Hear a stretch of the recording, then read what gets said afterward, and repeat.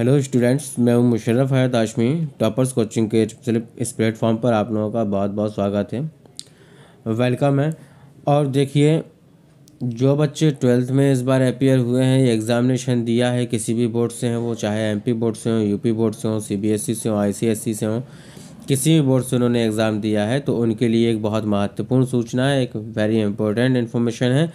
और वो इन्फॉर्मेशन आपकी कुछ इस तरीके से है कि जो नेशनल टेस्टिंग एजेंसी है, इट मीन्स एनटीए जो है आपके पास में, ये इस एजेंसी ने नीट के फॉर्म के लिए, रिक्वायरमेंट के लिए रिलीज़ किया है एप्लीकेशन फॉर्म।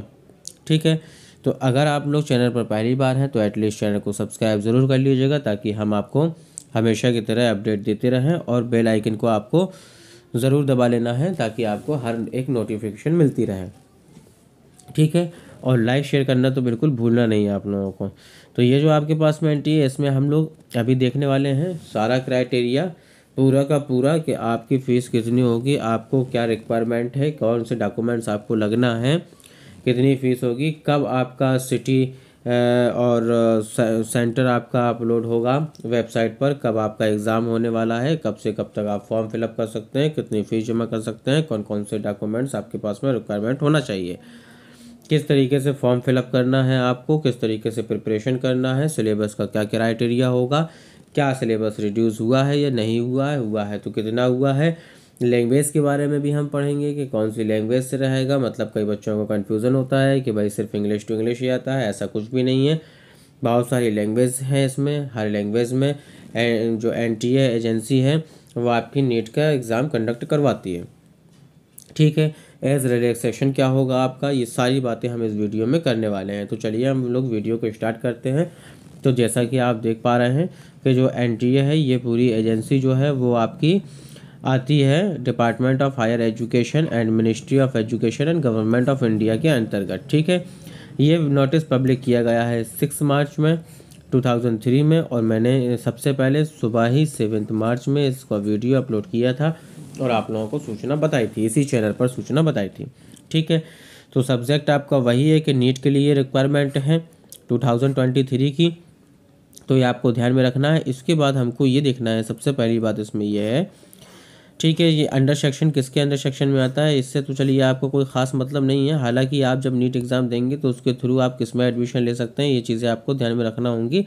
तो यहाँ पर ये आप देख लेंगे पूरा BAMS हो, BUMS हो या BASMS हो, ये सारे course Indian system of medicine in medical institution govern under the act NEET UG shall also be applicable to admission to BHMS course as per National Commission of Homoeopathy Act 2020। ठीक है, तो ये आपको ध्यान रखना है। इसके बाद में मैं आप लोगों को बता दूं, जो आपके पास में मेन इन्फॉर्मेशन है, वो मेन इन्फॉर्मेशन क्या है, ज़रा ये समझिए इसको।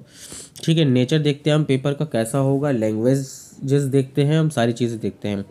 तो यहाँ से देखिए, मोस्टली आप देख पा रहे होंगे, the entrance test shall consist of 200 multiple choice question.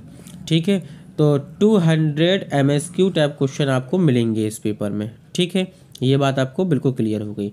दूसरी बात, ये चीज़ ध्यान रखना है आपको, 1 by 1 ही हमें क्लियर करवाना है। For options with a single correct answer. ठीक है, आपके पास में 4 ऑप्शन होंगे करेक्ट आंसर के लिए। अब इसमें ये देखना है कि ये जो आपका 200 MCQ क्वेश्चन पेपर बनेगा, इसका पैटर्न क्या होगा और इसमें कौन कौन से सब्जेक्ट इंक्लूड होंगे।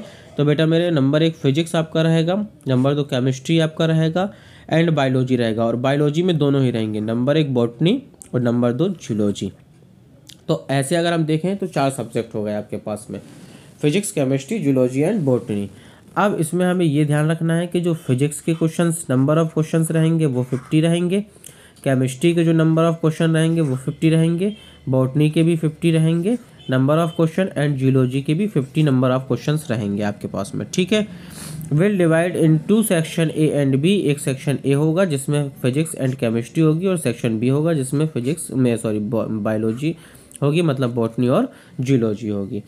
ठीक है, of the examination will be 200 minutes, और आपको इसको जो टाइमिंग रहेगी वो 200 मिनट्स रहेगी, मतलब कि 3 hour and 20 minutes रहेगी। ठीक है, तो इतना आपको टाइम मिलना है, मतलब पर क्वेश्चन के लिए आपको पर मिनट के हिसाब से क्वेश्चन पेपर को आउट करना है। और इसकी जो टाइमिंग रहेगी वो हमेशा की तरह फिक्स रहेगी, 2 बजे से 5:20 तक इसकी जो ड्यूरेशन है वो आपका रहेगा, चाहे किसी भी सिटी में किसी भी सेंटर में एग्ज़ाम हो रहा हो ओवरऑल इंडिया। ठीक, इतनी बात आपको ध्यान रखना है। सबसे मोस्ट इम्पॉर्टेंट बात यह है कि ये 13 लैंग्वेज में कंडक्ट कराता है। एनटीए जो है वो नीट रिक्वायरमेंट जो एप्लीकेशंस फॉर्म होते हैं वो 13 लैंग्वेज में कंडक्ट होते हैं। फर्स्ट ऑफ ऑल आपका इंग्लिश तो रहता ही रहता है, साथ में हिंदी भी रहता है। मतलब बच्चों को ये कन्फ्यूज़न बिल्कुल नहीं होना चाहिए कि सिर्फ इंग्लिश में ही पेपर आता है, तो इंग्लिश हिंदी दोनों में ही पेपर आता है।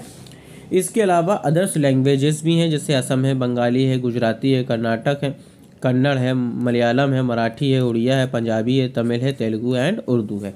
तो उर्दू में भी आप लोग इस पेपर को कंडक्ट कर सकते हैं। ये आपको ध्यान रखना होगा कि जब आप पेपर एप्लीकेशन फॉर्म फिलअप करा रहे हैं तो वहाँ पे आपने लैंग्वेजेस कौन सी सिलेक्ट की हैं ये हमें ध्यान में रखना होगा। ठीक है, ऑनलाइन सबमिशन ऑफ एप्लीकेशन 6 मार्च से स्टार्ट है और 6 अप्रैल तक चलेगा। ठीक है, last date of successful transaction fee through debit card, ये ऑनलाइन मोड में ही सिर्फ आपका अप्लाई होना है, ऑफलाइन में अप्लाई होगा नहीं, वो वैलिड नहीं होगा। तो 6 अप्रैल इसकी लास्ट डेट, करेक्शन की भी 6 अप्रैल ही है। फिर चलिए हम थोड़ा सा फीस का आपका देख लेते हैं क्राइटेरिया क्या है। तो जनरल वालों के लिए इस बार थोड़ा सा महंगा कर दिया गया है, 200 रुपये प्लस बढ़ा दिए गए हैं, यानी 1700 रुपये है, 1700। और जनरल ओबीसी EWS या OBC वाले हों तो उनकी 1600 एंड SC ST PW या फिर थर्ड जेंडर जो है वो उनका 1000 रहेगा। ठीक है, तो इसको आपको ध्यान में रखना है। इतनी बातें आपको ध्यान में रखना है कि आपको करना क्या है। इसके बाद में आप डेट ऑफ एग्ज़ाम देख लें। तो ये देखिए डेट ऑफ एग्ज़ाम 7 मई है, ये मैंने सबसे पहले बताया था आपको, 7 मार्च में बता दिया था कि इसका होगा संडे के दिन होगा। ये ओवरऑल इंडिया में सब कहीं एक साथ ही होता है। ठीक है, ड्यूरेशन ऑफ टाइम आपका 20 मिनट बता चुके हैं, टाइमिंग आपकी 2 से 5:20 रहेगी, ये भी हम आप लोगों को बता चुके हैं। ठीक है, याद रखना। और एडमिट का सेंटर, डेट, सेंटर का नाम, डेट एंड शिफ्ट, ये सब कुछ आपको जल्दी से जल्दी मिल जाएगा, नोटिफाई सून हो जाएगा ये। ठीक है, इसके बाद में आंसर की भी आंसर की भी तुरंत की तुरंत दे दी जाती है इसकी, मतलब तुरंत का मतलब है 10, 12, 15 दिन के अंदर ही आंसर की आपका आ जाएगा। रिजल्ट भी जल्दी से वेबसाइट पर अपलोड करा दिया जाएगा। तो आपको जो फॉर्म फिलअप करना है तो वो मैं आपको दूसरी वीडियो में बताऊंगा कि फॉर्म को फिलअप कैसे करना है, कौन कौन से रिक्वायरमेंट डॉक्यूमेंट्स आपके पास में होना चाहिए। चलिए यहाँ पर देख लेते हैं। इंस्ट्रक्शन इसके थोड़े से हैं। जो इंस्ट्रक्शन है वो बहुत महत्वपूर्ण इंस्ट्रक्शन ये है कि फर्स्ट ऑफ ऑल तो क्या है, ये ऑनलाइन मोड में ही फिलअप होगा। पहली चीज़ तो यही आपको ध्यान में रखना है। ठीक है, NTA वेबसाइट पर जाकर के आपको ऑनलाइन मोड में फॉर्म फिलअप करना है।